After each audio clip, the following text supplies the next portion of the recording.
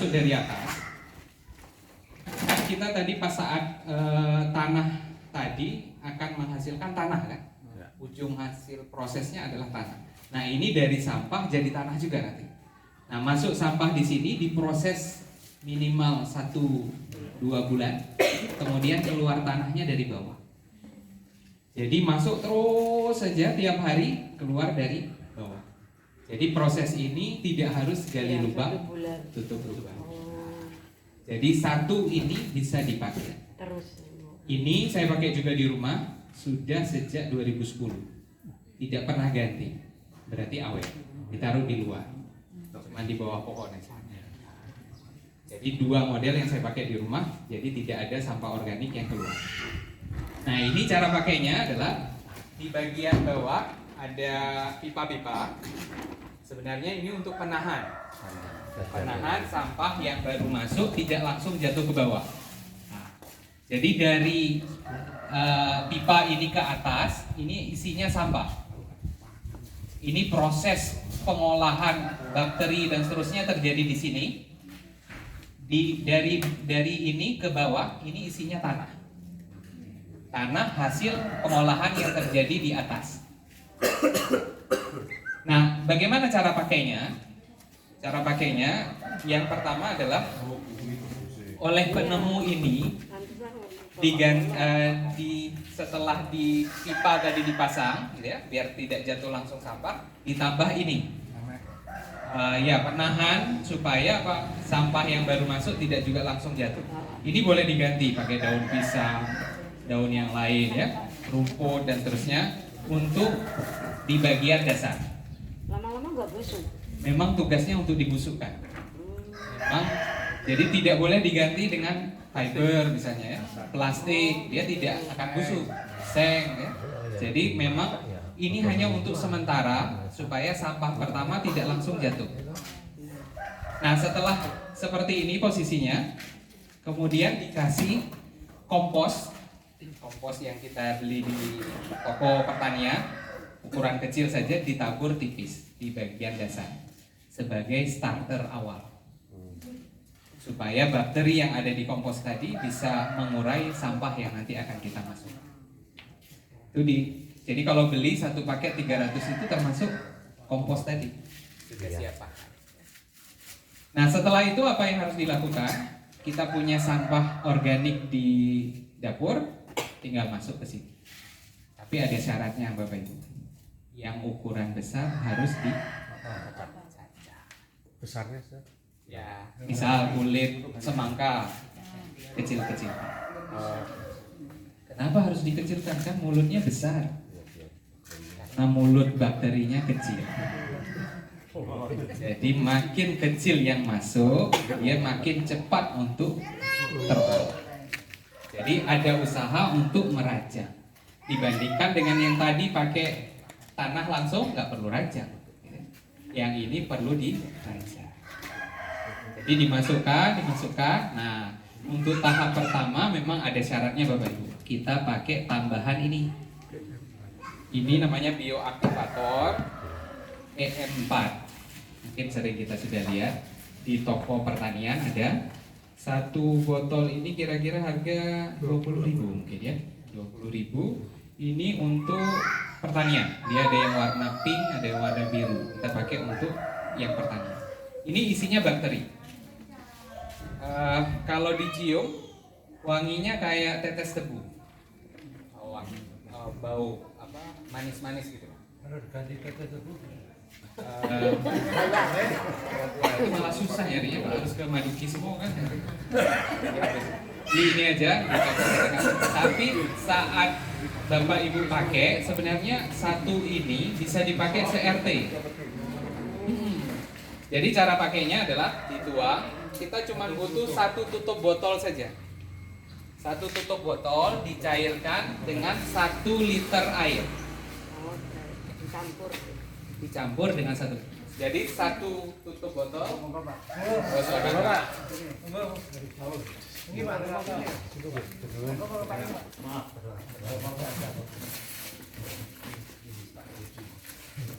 Apa filmnya baru mulai ya. Nanti ada di YouTube udah 30 jadi. Ada di YouTube, boleh nanti diulang lagi.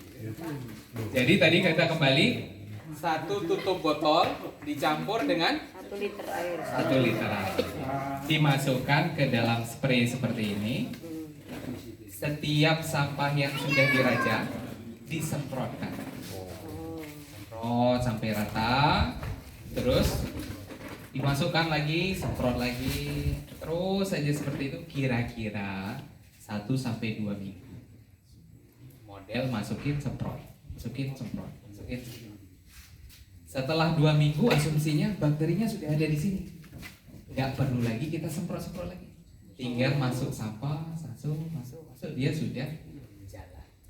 Tanda bakterinya jalan sudah aktif atau tidak saat habis kita buka, Bapak Ibu.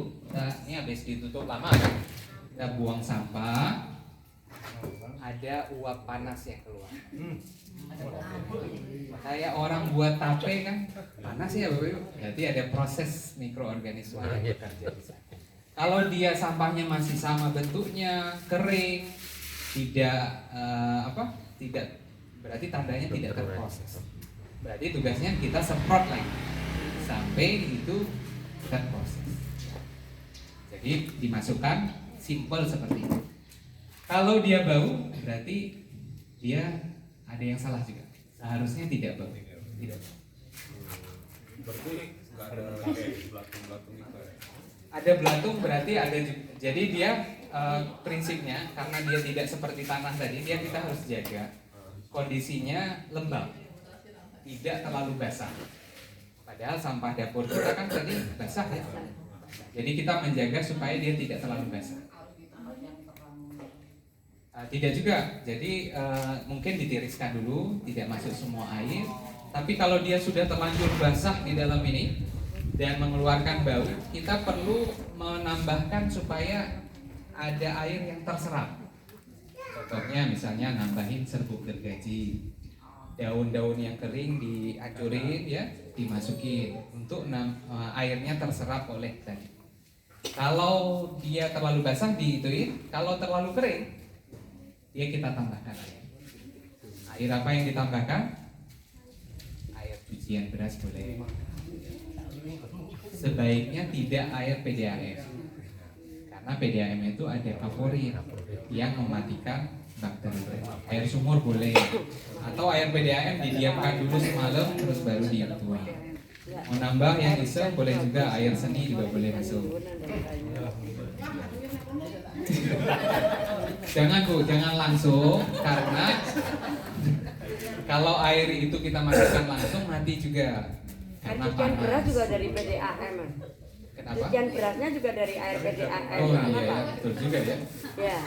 Yang mahasiswa udah dapat 100 ini. Hah? Ini gimana caranya nih? Tapi ada tambahan beras tadi nggak apa-apa. Oh. Jelas, Bapak Ibu? Ya.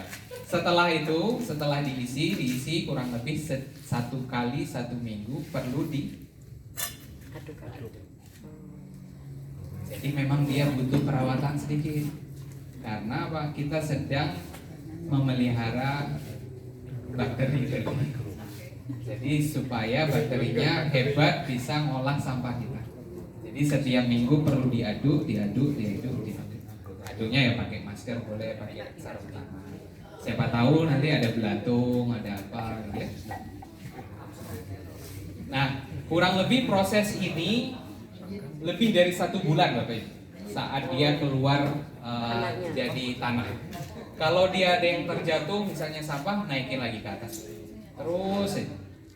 Nah, kalau sudah berjalan kira-kira 2 bulan, proses ini sudah alami, sudah berlangsung normal, nggak perlu diperhatikan, cuman aduk aja tiap minggu. Ya jangan. Nah itu yang tantangannya, karena ini kan buatan, dia terbatas. Kalau tadi jugangan boleh masuk kotoran kucing. Kalau ini jangan, Kucing anjing. karena dia akan mengganggu proses yang lain. Kotoran burung, Pak. Ya boleh lah. Ukurannya lebih kecil ya. Tapi tergantung juga, kalau jualan burung ya banyak Pak. Boleh Pak Dwi boleh.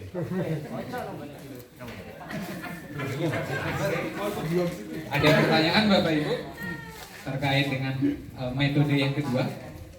Nah, ini namanya pakai drum composter. Drum composter. Ini mungkin dengan ukuran segini, kira-kira 5 sampai 6 orang masih oke. Masih oke dengan model ini. Jangka waktu berapa? Terus Iya, Bapak. oh terus. Terus saja dia Jadi continue. nggak ada yang terbuang ya? Nggak ada.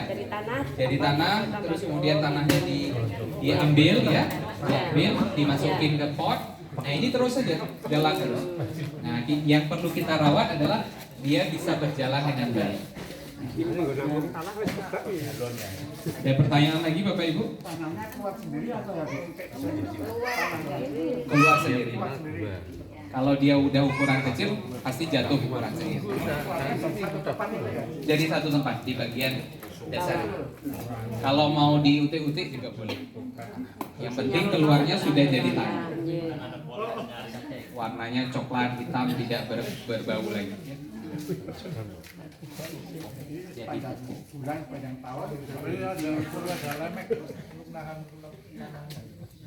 Jadi di bawah. Ya, nampung di dalam, Pak. Nampung di dalam. Jadi nggak perlu Tinggal ada ini dikeluarkan. ya, langsung diambil. Nah, ini cocok, tidak mesti harus di tanah, di halaman kita, di atas keramik juga boleh. Asal jangan di dalam kamar lah ya. Kepanasan juga nggak apa-apa ya? Jangan terlalu panas, Pak. Panas di bawah pohon gitu itu. Di halaman boleh, di bawah pohon boleh. Nggak perlu harus dipakai ini. Ini gue nang omahmu, ini nang omah aku melu gue. Monggo nanti direncanakan kayak apa teknis. Oke, lanjut Bapak Ibu.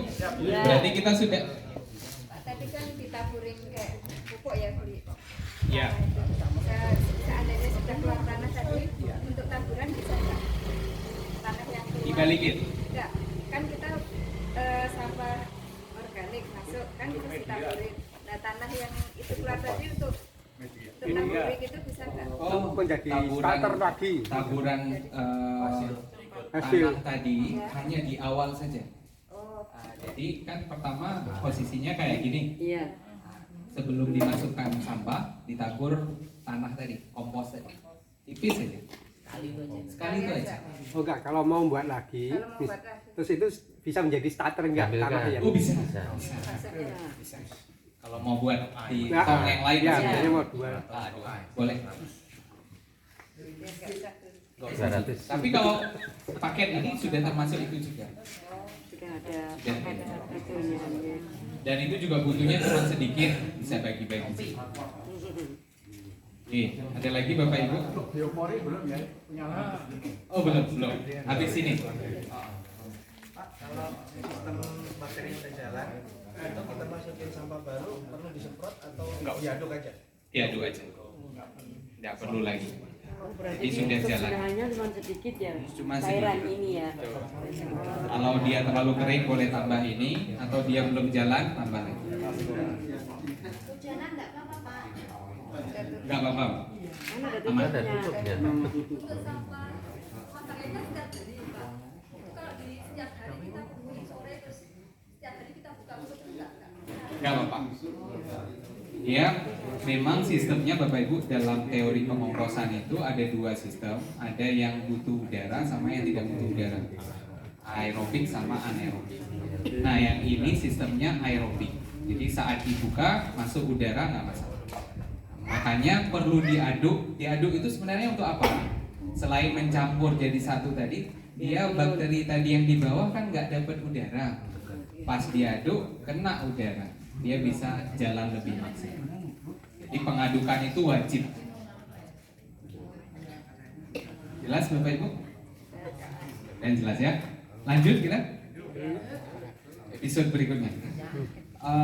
Yang ketiga caranya adalah, oh saya nggak punya juga, saya rumahnya nggak mungkin juga naruh ini, gitu. Misal ya, karena buka pintu langsung jalan. Gitu. nggak mungkin lagi pakai.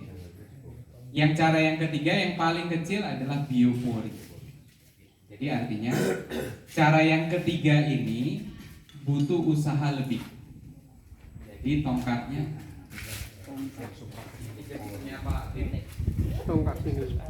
tongkat ajaib ini dari besi ya.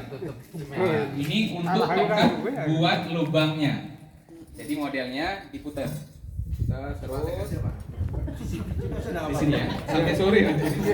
Berarti kan harus punya lahan juga untuk dibikin Ya. lubang.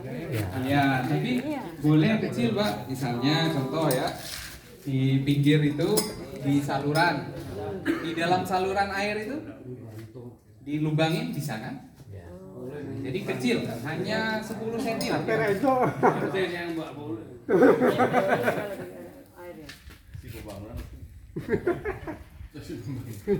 Biar ada kerja sih pembangunannya.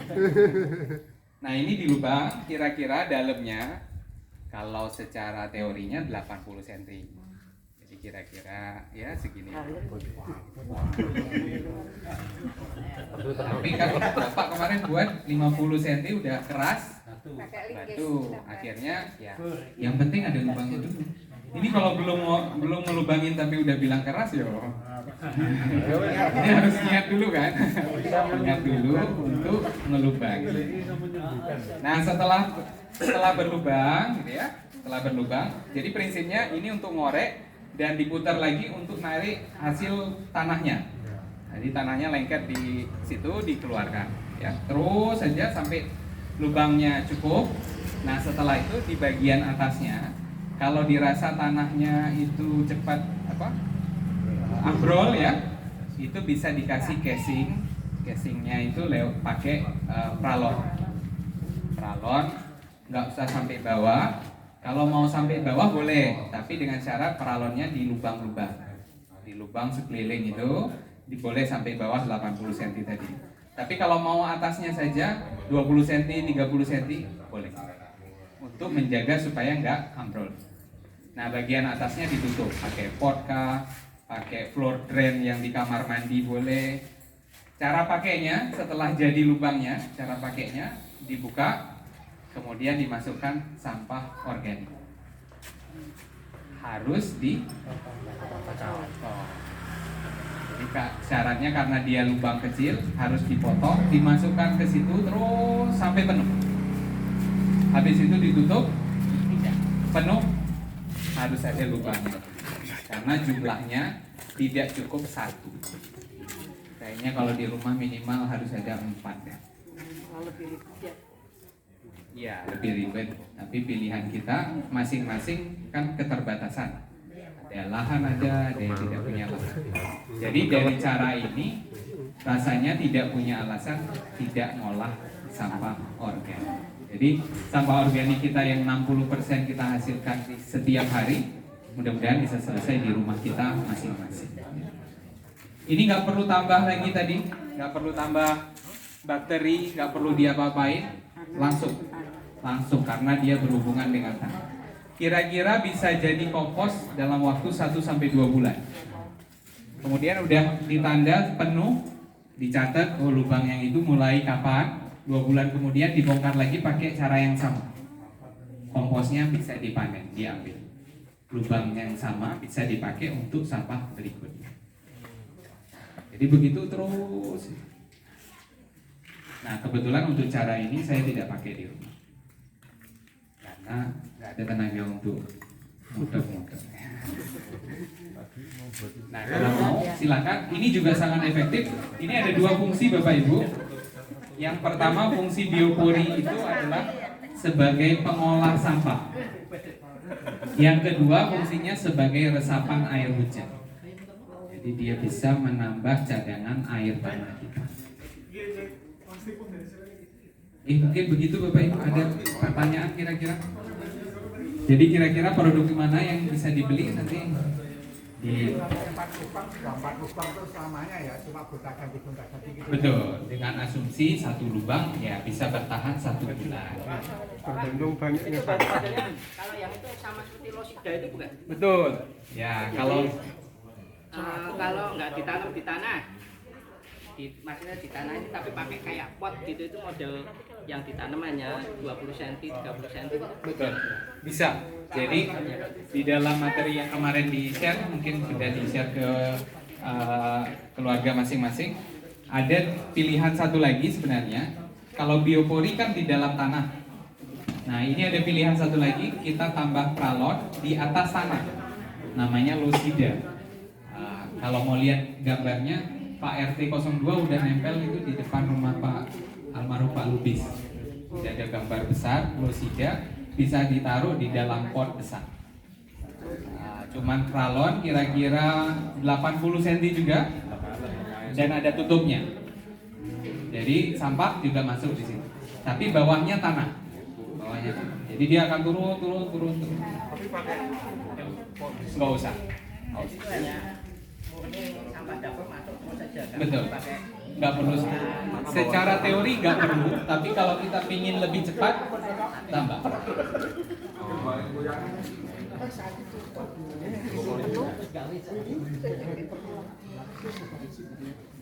Jelas ya Bapak Ibu ya. Jadi prinsipnya ini diperlukan kalau tambahan. Ya kalau masih kuat kan nggak perlu pakai obat kuat kan. Jadi, kira-kira jelas Bapak Ibu? Jelas ya. Nah ini kembali ke masing-masing individu untuk mau mencoba jenis pengolahan yang mana, yang paling cocok di tempat masing-masing. Atau RT nanti akan mengkoordinir metode pengolahannya seperti itu, agar sampah yang kita hasilkan tidak harus keluar ke tempat orang. Mau diangkut nanti atau belum bisa diangkut bulan depan, ya sampah kita sudah bisa kita kurangi dari rumah kita masing-masing. Ada yang mau ditanyakan lagi Bapak Ibu? Oh belinya ya? Belinya di mana? Buat sendiri juga boleh. Ini Mas, pengolahannya kan kita sudah masukkan organiknya ke situ. Nah itu nunggu penuh atau sedikit aja dulu, nanti untuk hari-hari berikutnya kita nyusul. maksudnya gini, biasanya kita kompos itu penuh dulu, semprot M4 untuk beberapa bulan, kemudian kita buka lagi. Enggak. Kalau untuk yang jenis ini Biar di tanah sendiri. setiap hari. Tiap hari, Ah, ah. tiap hari masuk kan? Setiap hari masuk. Asal tadi pancingannya dalam 2 minggu semprot. Setiap masuk sedikit-sedikit semprot 2 minggu saja. Habis itu masuk lagi aduk.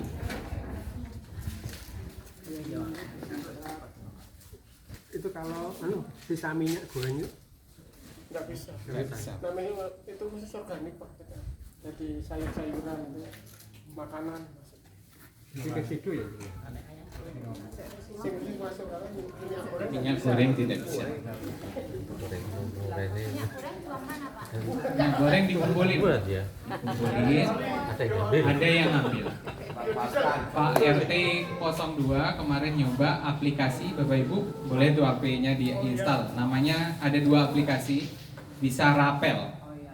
Coba Pak dicari, ada nggak? Ada yang pakai HP? Bisa pakai rapel kan?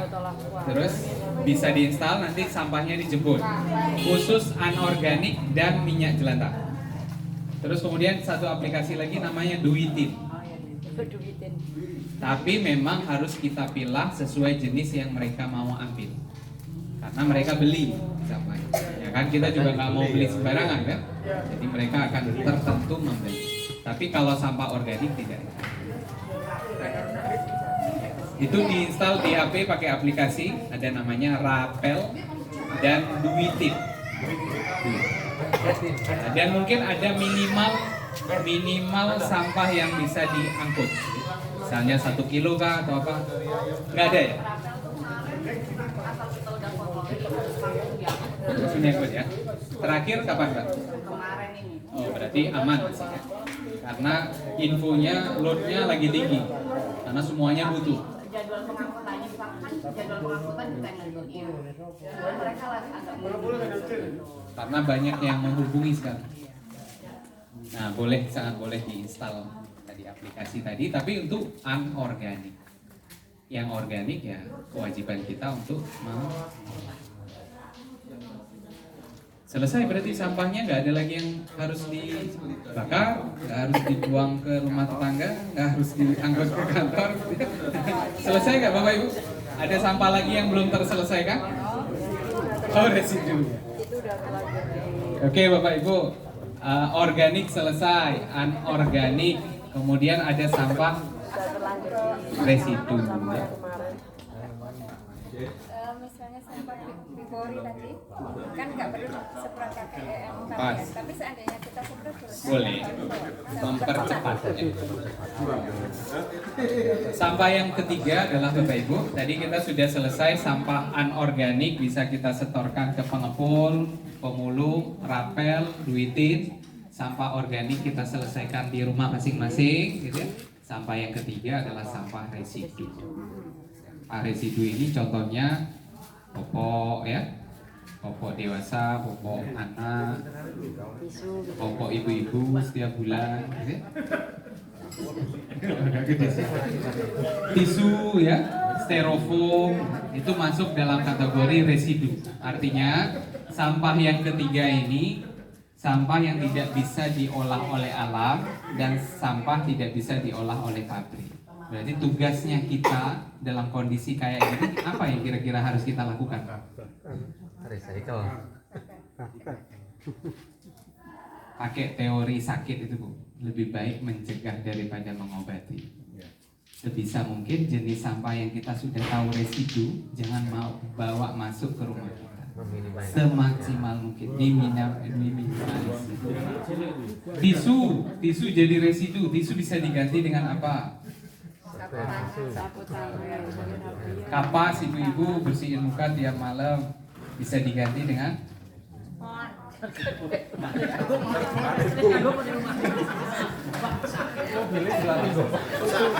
Siapa sih ngene kopi kejem.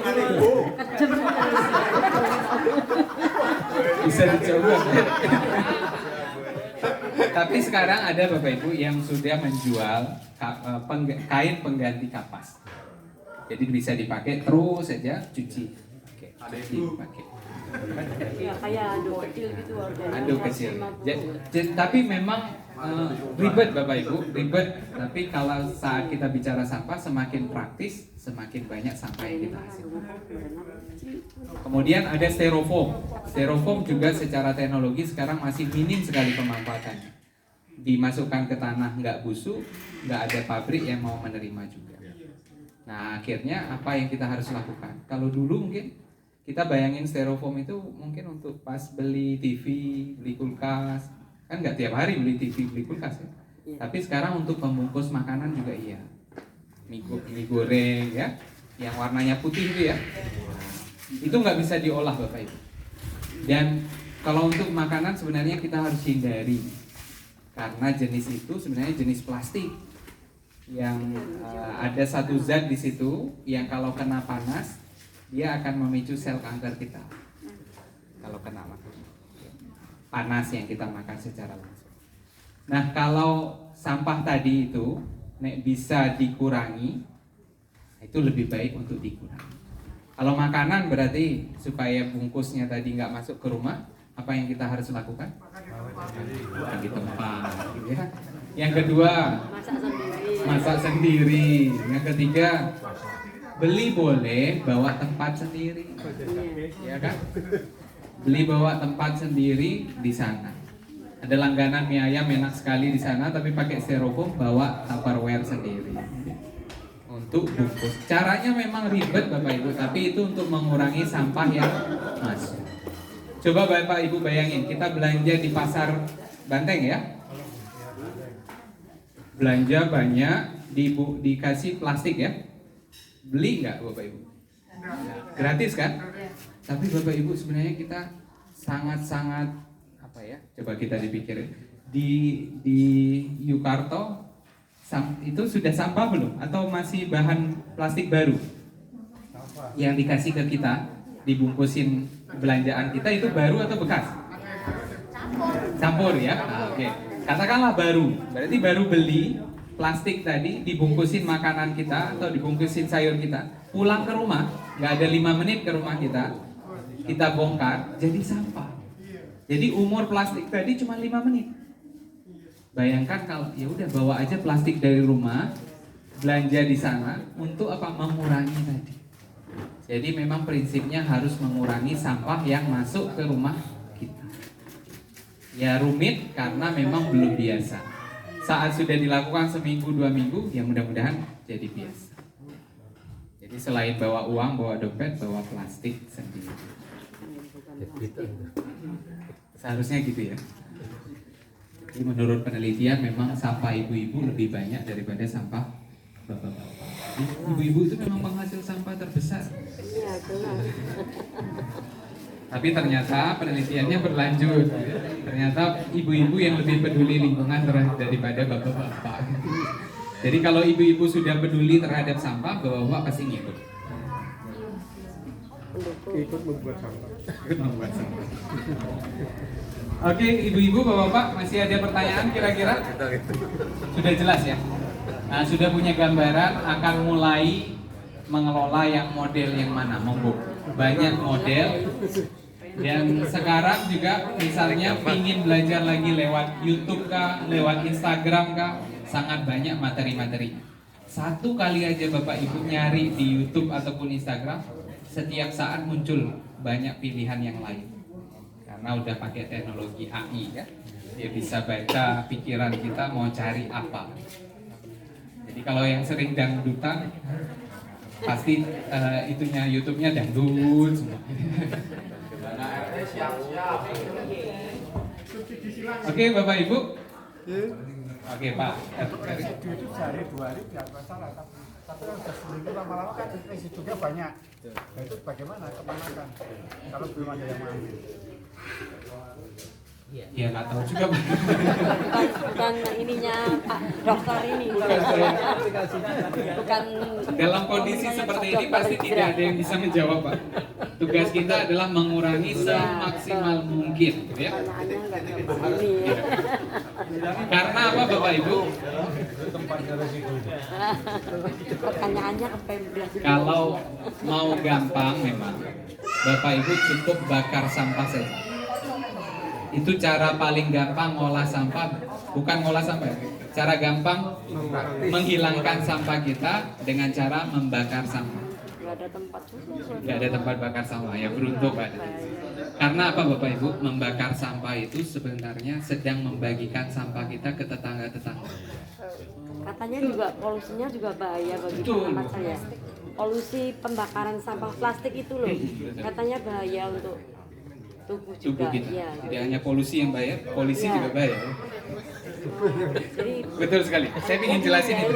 Ya, Polisi nggak baik, polisi nggak baik. hindari untuk membakar plastik, malahan kita menyerap. Hirup plastik. Ibaratnya gini Bapak Ibu. Bapak Ibu punya sampah satu plastik, satu bagor besar. Kalau kira-kira dilempar ke rumah tetangga marah nggak? Tapi lebih baik kayak gitu Bu. Karena nggak bisa masuk ke hidungnya. Satu bagor nggak bisa masuk kan? Terlalu besar masuk ke hidungnya kan? Tapi kalau kita bakar, masuk. Se-RT masuk hidungnya masing-masing. Nggak tahu yang dibakar itu apa? Yang dibakar plastik itu paling bahaya Bapak Ibu. Ada gas namanya dioksin. Tadi balik lagi, saya ceritanya kanker-kanker terus. Tapi memang itu kenyataan yang memicu sel kanker kita. Saya bakar dari kecil kok, ini masih sehat-sehat saja. Kanker itu nggak langsung hirup jadi kanker. 20 tahun, 30 tahun, 40 tahun. Dia menumpuk dulu di dalam tubuh kita. Jadi pilihannya, harapannya tidak ada warga RT yang bakar